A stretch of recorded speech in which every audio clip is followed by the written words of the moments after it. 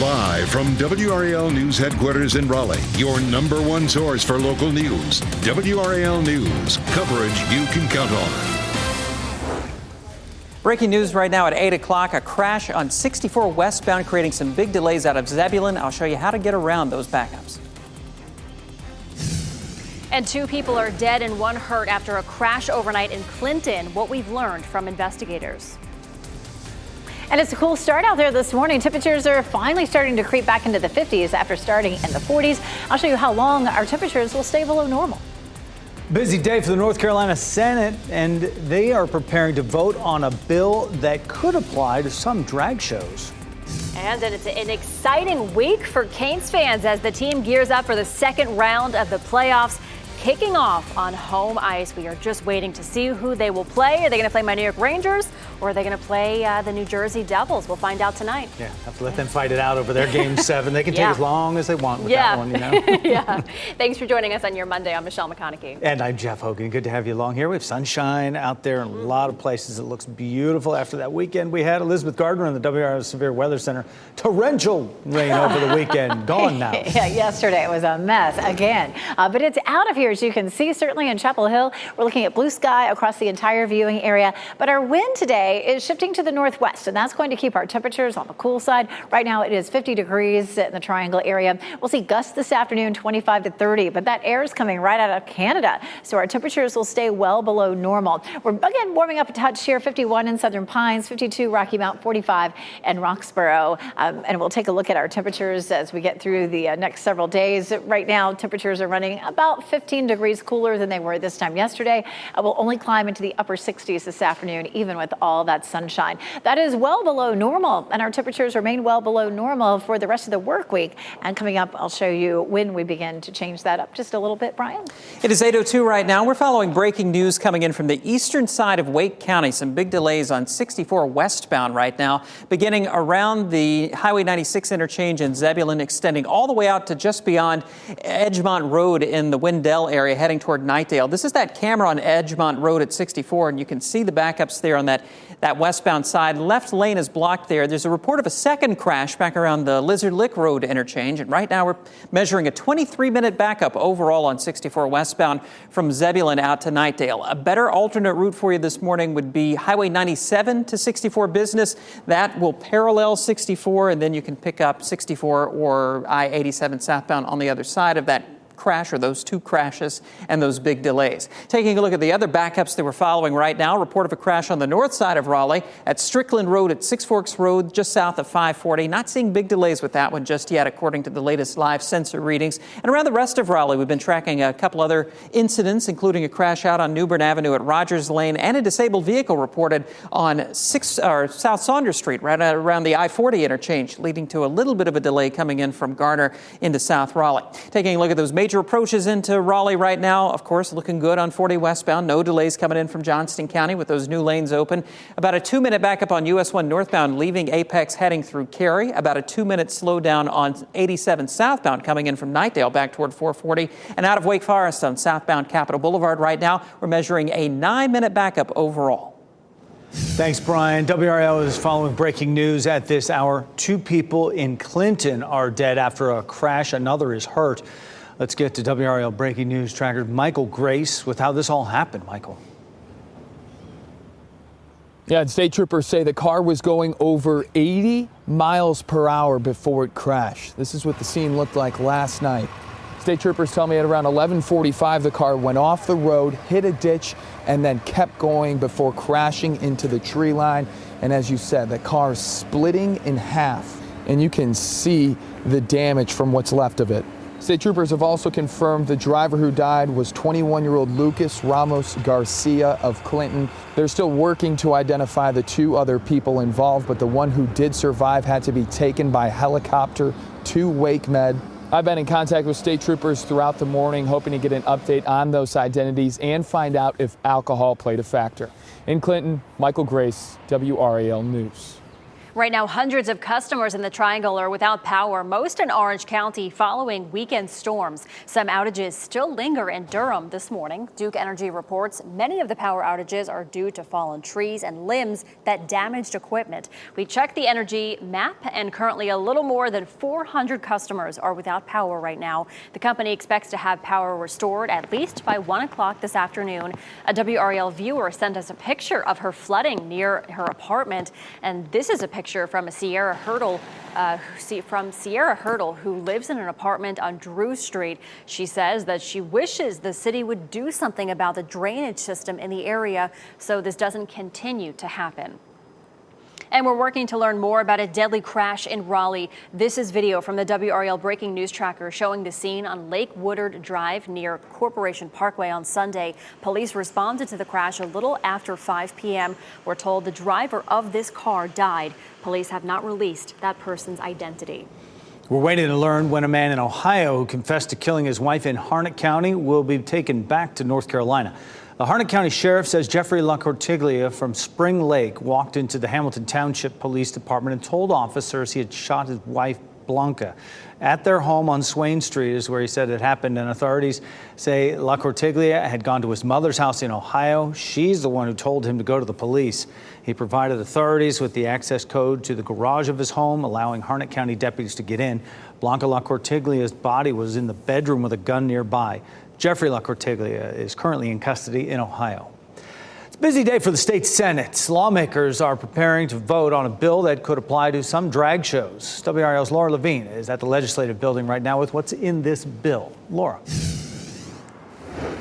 Jeff, some lawmakers right now want to toughen the punishment for spreading obscenity in front of children. So as you've mentioned, this could also impact drag show events. We're talking about Senate Bill 579.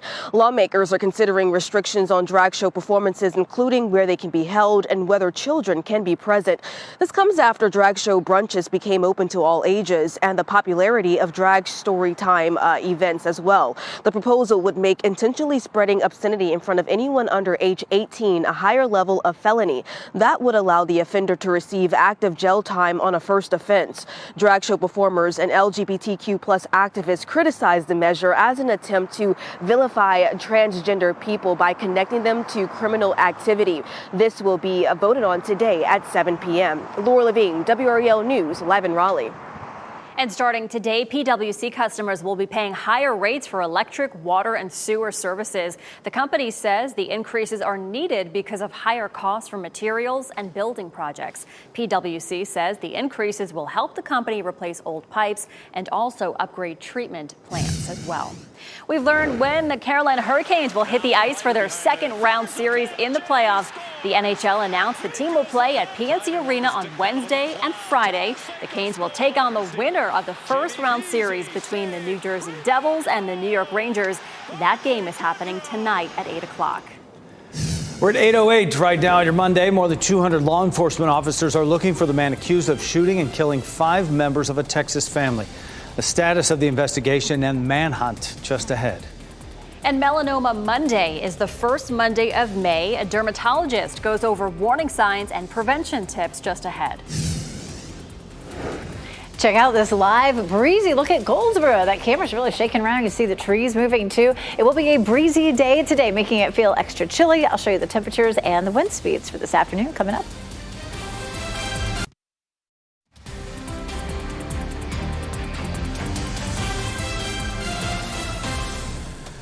Welcome back. 8:11 is the time on your Monday. This is a live look down at Beaufort. Take you to the coast as you watch WRAL News, available on YouTube TV and the WRAL app on your TV or streaming device. And we bring you back to reality here in and around the Triangle. And a lot of those views, Elizabeth, look the same with that sunshine.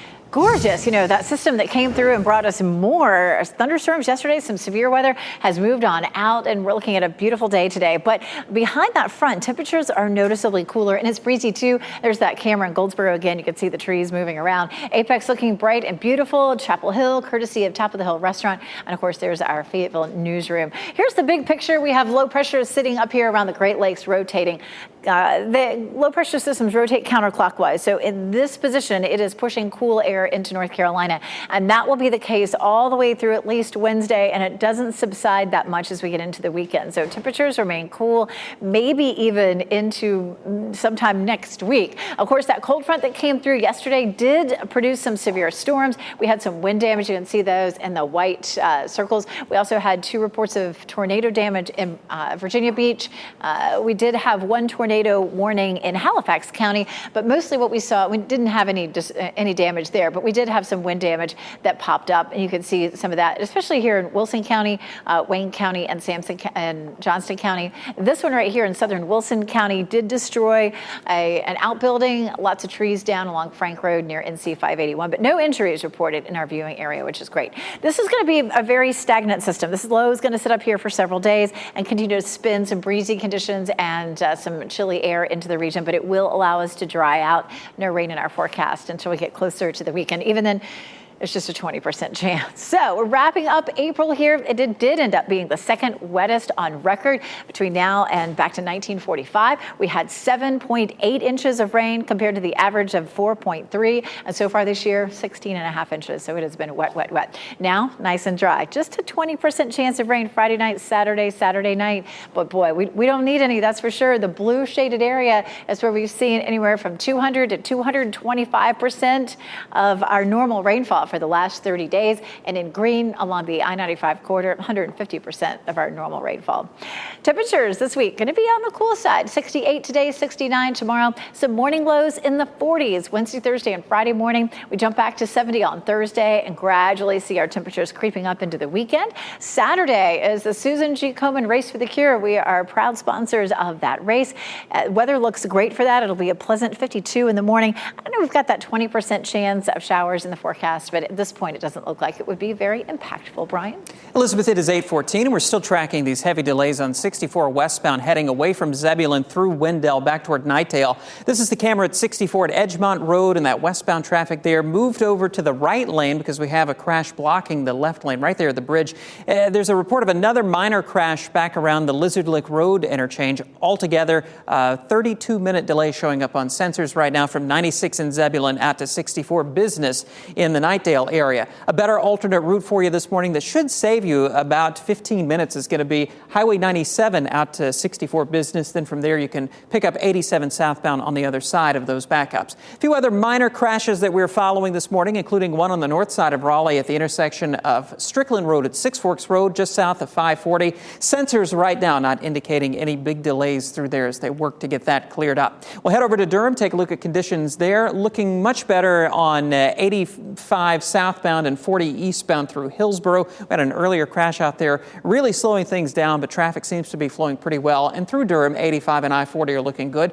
Tracking some of the usual backups on 885 this morning on that southbound side, picking up a delay, especially from the 147 interchange down toward Ellis Road, about a 4-minute backup right now on sensors. All right, thank you, Brian. This morning, more than 200 law enforcement officials are looking for the man accused of shooting and killing 5 members of a Texas family. This is the newest photo released of Francisco Oropesa. Authorities say that he shot the victims in Cleveland, a small town north of Houston, on Friday. Investigators say Oropesa opened fire on one of the family members, asked him to stop shooting his rifle because it was making too much noise. An 8-year-old child was among those killed. Authorities are offering an $80,000 reward that leads to his capture. The Republican field for 2024 may be expanding again. South Carolina Senator Tim Scott is expected to announce his bid for the White House next month. As Doug Luzader reports, it comes as many prominent Democrats are circling the wagons around President Biden. 2 more years is going to be hard as a Dickens to suffer through. 6 years. Somebody give me a seat.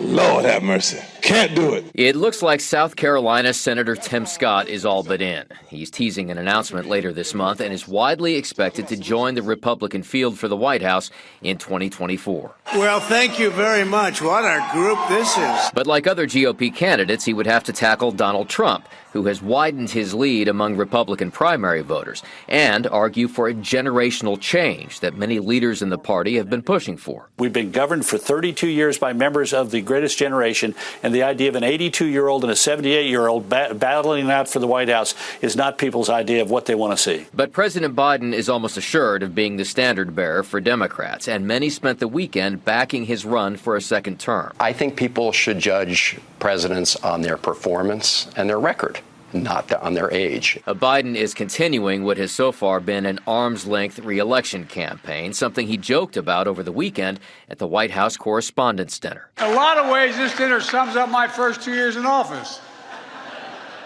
I'll talk for 10 minutes, take 0 questions, and cheerfully walk away. As Doug Luzada reporting, we don't see any campaign events on the president's schedule this week. Double check your pantry before making breakfast this morning. There's an urgent recall you need to know about regarding a popular cooking product. General Mills says some of its gold medal flour is being pulled from store shelves because of salmonella risks. The warning is for the 2 and 5 pound bags of bleached all-purpose flour, the 5 and 10 pound bags of unbleached all-purpose flour with better if used by dates of March 27th and 28th of 2024. They're also included.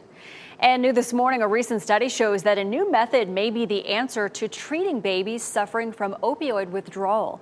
Researchers published it in the New England Journal of Medicine. They found that the Eat, Sleep, Console Care approach helps newborns quicker.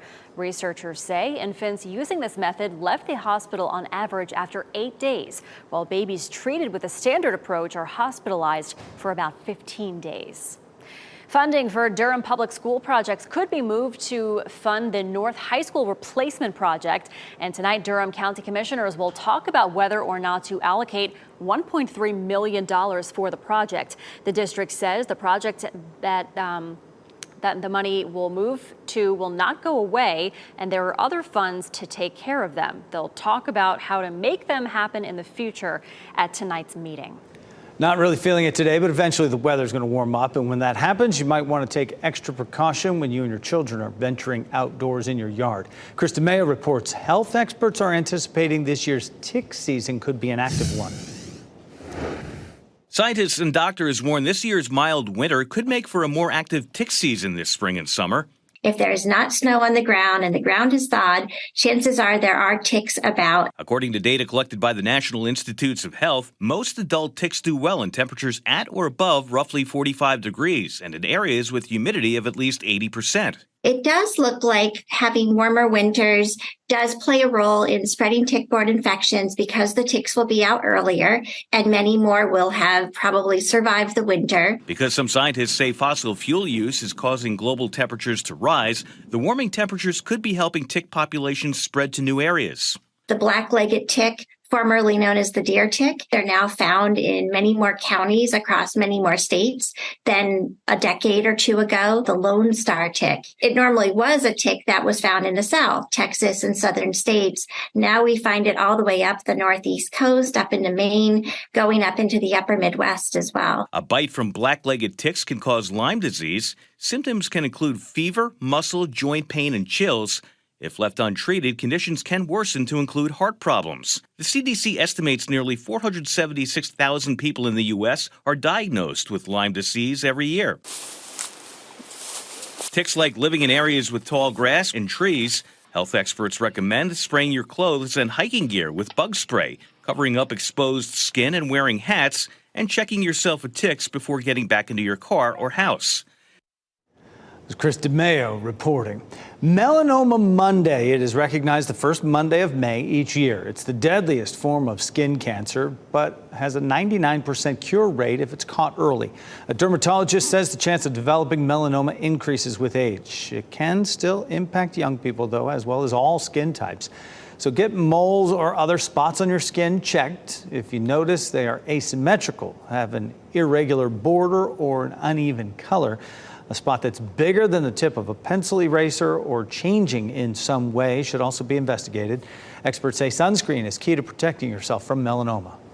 A new splash pad is coming to Fayetteville. Fayetteville Cumberland Parks and Recreation will hold a groundbreaking ceremony today at Mabel C. Smith Park on Shadbush Lane. That's happening this morning at 10 o'clock. This will be the 14th splash pad in the city. Today is also opening day for all splash pads in the city. And starting today, you'll be able to adopt a cat or a dog for just $25. APS of Durham says it's teaming up with Bissell Pet Foundation and Dogtopia to empty their shelters and find pets some forever homes. APS is one of more than 350 organizations across the country participating in this life-saving nationwide event. The reduced fees run until May 15th. Super Mario Brothers movie hit a super earnings marker. The Hollywood Reporter says the film has earned over $1 billion so far in revenue worldwide, and that's just after 26 days in the theater. It is the 10th animated movie ever to accomplish that feat. The domestic box office is strong, earning $40 million this weekend. Lucky Charms is finally giving the people what they want, just the marshmallows. We've been waiting for this. You can now get a pack of the magical marshmallows at retailers across the country. They're only on sale for a limited time, so get yourself a pack before your luck runs out. I remember picking out the cereal as a kid and just throwing it away because all I wanted was the marshmallows. Yeah, the rest of it's just filler. Yeah, exactly. All right, coming up, robots are popping up everywhere across a variety of professions. And now one new device is hoping to dominate the security industry. We'll take a closer look coming up. Plus, it's a busy day at North Carolina lawmakers as they detail two controversial bills on the Senate floor. That's still ahead. As you get into your car, tune to WRAL News Plus on your radio. In Raleigh on 99.3 FM. In Durham, 96.5 FM. And everywhere on 101.5 HD3. Good Monday morning. Time now is 8:26. I'm Michelle McConaughey with your top stories. We're going to begin with traffic. Brian Schrader monitoring a crash happening in Wendell right now, Brian. This is on 64 right around the Edgemont Road Bridge now. And some new information in the past couple of minutes. They have opened that left lane, which had been blocked. So we have traffic flowing on both lanes, but we're still seeing a 35-minute backup overall from Zebulon heading out toward Knightdale. The best alternate route for you this morning is going to be using Highway 97. You can take that out of Zebulon through Wendell down to 64 Business, and then from there rejoin 87 southbound. Using Highway 97 should save you about 10 minutes this morning. A beautiful look at Chapel Hill. Nothing but sunshine, but it is cool. Behind yesterday's front, colder air has filtered in, and it is going to be breezy. Right now it's 53 in Fayetteville, 48 in Lewisburg, 52 in Irwin, but our temperatures will only climb into the 60s this afternoon. Looking at upper 60s for the high. Walking the dog this evening, expect 65, but lots of sunshine, and it'll be a bit breezy. Thanks, Elizabeth. WRAL is following breaking news out of Clinton. At least 2 people are dead and 1 other is hurt following a crash on Reedsford Road. The driver, 21-year-old Lucas Ramos Garcia, was killed. Authorities are working to identify the other people involved. Troopers say speed was involved. And it's a busy day for the North Carolina Senate. NC obscenity bill that could address some drag shows is up for a vote today. A bill that puts restrictions on transgender athletes is set to be discussed today in the Senate as well. Coming up next for us on Fox 50, find out when the Canes will hit the ice for round 2 of the Stanley Cup playoffs. And then ahead on today, the cast of Camelot performs live on the Plaza to kick off Broadway week.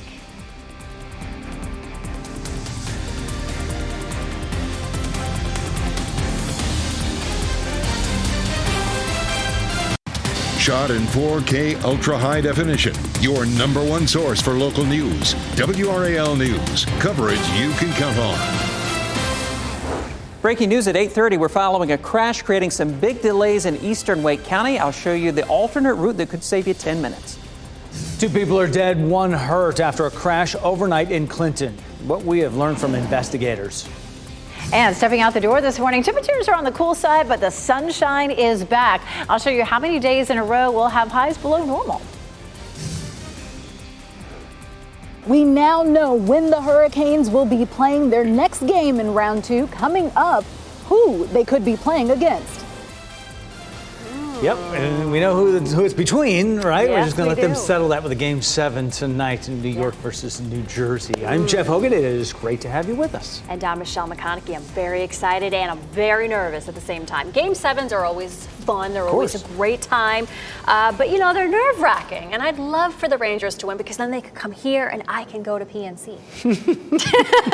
And it worked out well for you last year, so I'm kind of hoping for the opposite. I know. Well, we'll have to see. All right, we'll get to that story in just a bit. But first, we have to get over to Elizabeth. Live look over at Chapel Hill. It's a nice start to our Monday. Oh, it looks so beautiful out there with lots of sunshine. We're seeing that everywhere. But all the people out and about here on Franklin Street, all wearing pants and long sleeves. It is a cool start and it's breezy. Our winds right now are steady at about 10 to 15. We're going to see gusts 25 to 30 this afternoon. Right now it is 50 degrees and we'll be slow to warm up. Our winds will be out of the northwest for today. Again, gusty, and that's going to help to keep our temperatures cool and feeling chilly too with that wind. 51 in Southern Pines, 53 in Goldsboro. It's 53 in South Hill and 46 in Roxborough. So gradually our temperatures are creeping up, but those temperatures are anywhere from 10 to 15 degrees cooler this morning than they were this time yesterday. We'll climb into the mid to upper 60s this afternoon, and we'll see more days like this. Highs in the 60s all the way through the middle of the week. I'll show you when our weather pattern changes and we start to warm up a bit coming up. Brian?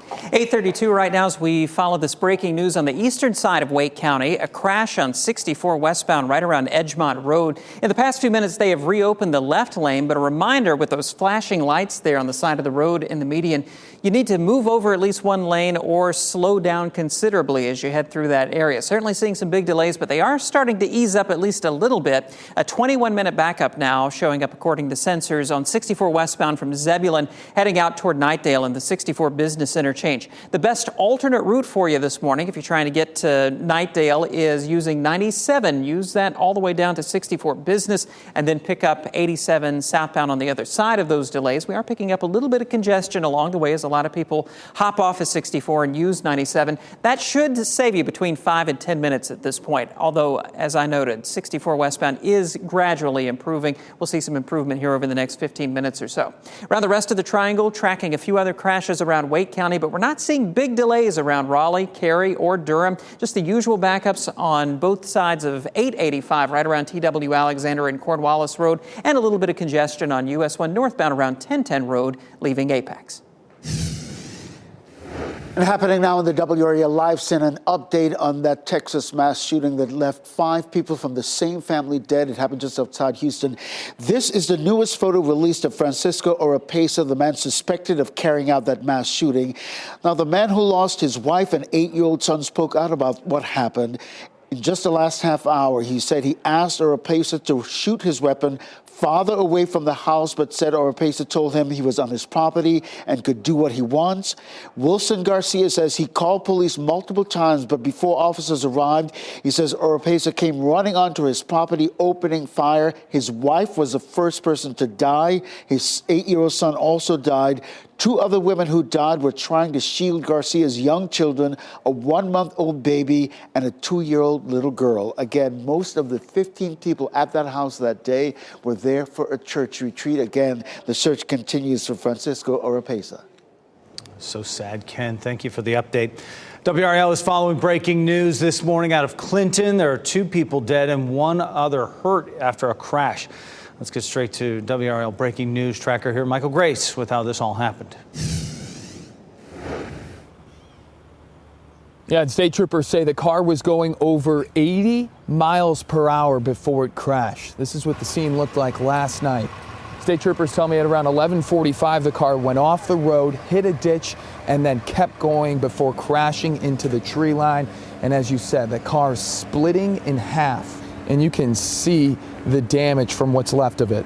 State troopers have also confirmed the driver who died was 21-year-old Lucas Ramos Garcia of Clinton. They're still working to identify the 2 other people involved, but the one who did survive had to be taken by helicopter to Wake Med. I've been in contact with state troopers throughout the morning, hoping to get an update on those identities and find out if alcohol played a factor. In Clinton, Michael Grace, WRAL News.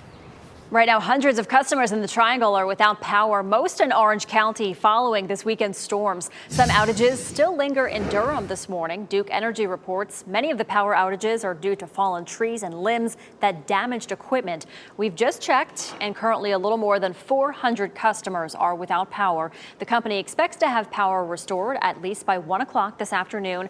A viewer sent us a picture of flooding near her apartment, and Sierra Hurdle, who lives in an apartment on Drew Street, says she wishes the city would do something about the drainage system in that area so this doesn't continue to happen.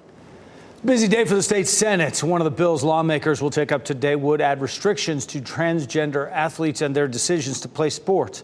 WRAL's Laura Levine is live at the Legislative Building in downtown Raleigh with what is in that bill. Laura? This bill would bring major changes to high school sports eligibility, including for students who identify as transgender.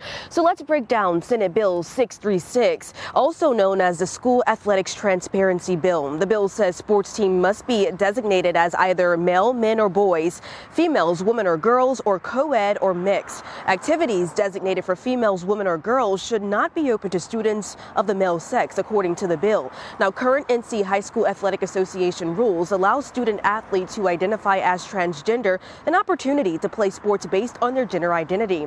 Now, at least 20 states have passed state laws banning transgender students from participating in sports based on their gender identity. This has received a lot of pushback from advocates who say the bill welcomes discrimination and it targets the most vulnerable community, being young people here in North Carolina. This is up for discussion today at 4 p.m. Laura Levine, WRAL News in Raleigh. Things may get a little harder for hospitals as they try to collect medical debt from millions of people across North Carolina. Today, the Senate will vote on a bill aimed at implementing more protections. The bill would enact multiple pro-patient rules that would add new legal protections, including making prices transparent and hold hospitals accountable if they hide prices. We have a full breakdown of the bill online on WRAL.com. And today, recommendations will be made for how money will be spent next year in Wake County. County Manager David Ellis will present his budget proposal tonight during the Board of Commissioners meeting. That's happening at 5 o'clock. It will be live streamed on the county's website. We'll update you as soon as we learn what some of those spending recommendations are. NC State University is continuing its added support for students today after two recent student suicides last week within 24 hours of one another. Counseling services are going to be open throughout the day, and counselors will have a room in the Tally Student Union until 4 p.m. 7 students have died by suicide since August at the university. We now know when the Carolina Hurricanes will hit the ice again for round 2 of the Stanley Cup playoffs. The NHL dropped the new details overnight and plan to release more later on today. WRAL's Nia Hardin walks us through what we can expect in the coming days. Tickets are already on sale, and Canes fans are going to be grabbing those quick. We believe they'll likely sell out. This news coming out overnight for games 1 and 2. That's going to be Wednesday and Friday. Both will be here at home at PNC Arena. Who the Canes will play is still up in the air, though. Tonight, the New Jersey Devils play the New York Rangers. The winner will move forward to go against the Hurricanes. Right now, the Devils and Rangers are tied. Canes fans will see a full schedule after tonight's game. We'll also post that for you on the WRAL News app. Nia Hardin, WRAL News in Raleigh. Coming up on 8:40, still ahead, tens of thousands of civilians in Sudan are fleeing to neighboring countries as violence continues to escalate. The new developments overseas coming up.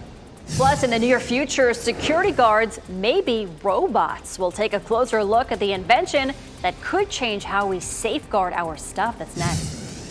And as we head to break, a live look at Wrightsville Beach right there from our WRAL Live Cam network. A bit cooler for this time of year. Should be a pretty nice Monday ahead, though.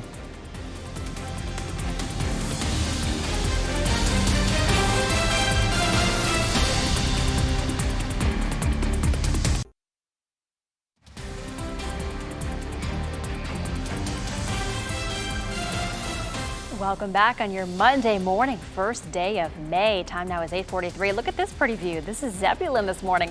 Not a cloud in the sky. Beautiful blue skies for your start of your work week. You're watching WRAL News, available on Hulu and the WRAL News app.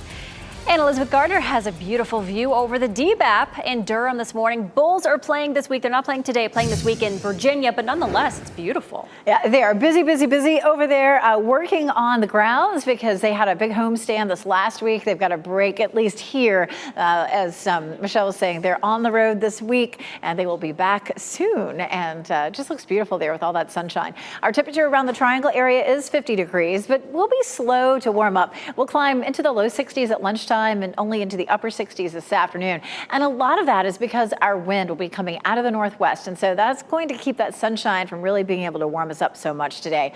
Winds becoming gusty right now out of the northwest, gusting to 17 in Goldsboro and 18 in South Hill. That will move to, say, 20, 25, maybe even 30 miles per hour as we head through the afternoon. Those northwesterly gusts, of course, bringing that cool air in. Steady winds at about 10 to 15. We take a look at our temperatures around town. 68 Raleigh, 67 Durham, 72 in Fayetteville, but lots of sunshine all day long.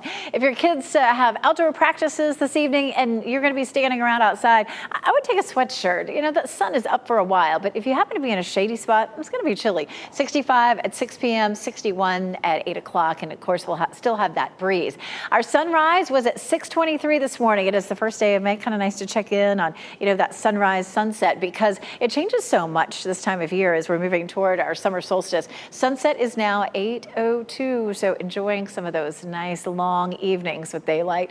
47 in Roxborough, 49 South Hill. This is what we're going to wake up to tomorrow morning. So temperatures similar to this morning. We were down in the mid 40s in a lot of places, especially in the Triangle area. So it could be a couple degrees warmer tomorrow, but still on the cool side. Our muggy meter is sitting right here at refreshing this morning, and that's going to be the case all week long. It was on the muggy side over the weekend, but that's because we had rain. Looking at our dew points at the 30s and low 40s until Friday. Even on Friday, it just jumps into the comfy zone. So it's going to be nice. We do have a low pressure system that's spinning here around the Great Lakes, spinning counterclockwise. That's dragging in some chilly air. Wednesday will be the coolest day of the week. And then we begin to see temperatures moderating as a high pressure system starts to build in. We're still not likely to be above normal, though, at any time in the next 7 days. Our normal high is 77. We just climbed to 71 on Friday, and our temperatures will continue to climb into the weekend, close to it. But, you know, technically we have the potential for below normal temperatures all the way through May 10th. And that is somewhat unusual for May, certainly. We'll take a look at our temperatures. Some cool mornings in the 40s Wednesday, Thursday, and Friday morning. Over the weekend, we're in the low to mid 70s with a good bit of sunshine. We do, of course, look forward to the Susan G. Komen Race for the Cure. Right now, it looks nice. Thanks, Elizabeth. New this morning, tens of thousands of people in Sudan are fleeing to neighboring countries as violence continues to escalate there. Many of them are going to neighboring Chad. We have learned that its partners deployed emergency teams along the eastern border with Sudan to respond to the urgent needs of protecting them from fighting. This comes as the U.S. military evacuates hundreds of Americans from Sudan as well. So far, nearly 1,000 Americans have been rescued. Scary moments caught on camera in Florida. This was taken Saturday in Palm Beach Gardens as a tornado moved through that area. The wind was so powerful, it literally tossed a car onto its roof. National Weather Service Miami tweeted that the tornado was at least an EF1 of 100 miles per hour. And National Hurricane Preparedness Week is underway. The National Oceanic and Atmospheric Administration encourages everyone to get ready ahead of hurricane season, which officially begins on June 1st. National Hurricane Preparedness Week runs through Saturday, May 6th. Today, the idea for a new playground in Franklinton Park will be discussed. Franklin County Commissioners will talk about whether or not to approve $295,000 for the project. The money would pay to replace old equipment.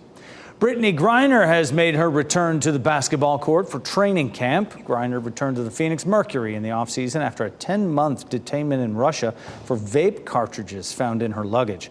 Griner was sentenced to 9 years in prison last August before she was freed in a high-profile prisoner swap in December. Now the team is focused on how it'll perform with her back on the court. A new report says 14 million current jobs will not exist in 5 years. This all comes following the World Economic Forum's recent findings on the future of jobs. Artificial intelligence within companies will have both a negative and a positive effect. While new jobs will be made to manage AI, the same technology can also kick some roles to the curb. Slowing economic growth and rising inflation are also contributing to the job loss. But the findings say 69 million new jobs will be created by 2027. Many will be in the renewable energy sector. And robots are popping up everywhere across a variety of professions. And now one new device is hoping to dominate the security industry. Marianne Rafferty takes a closer look. This autonomous two-wheeled robot could become the security guard of the future.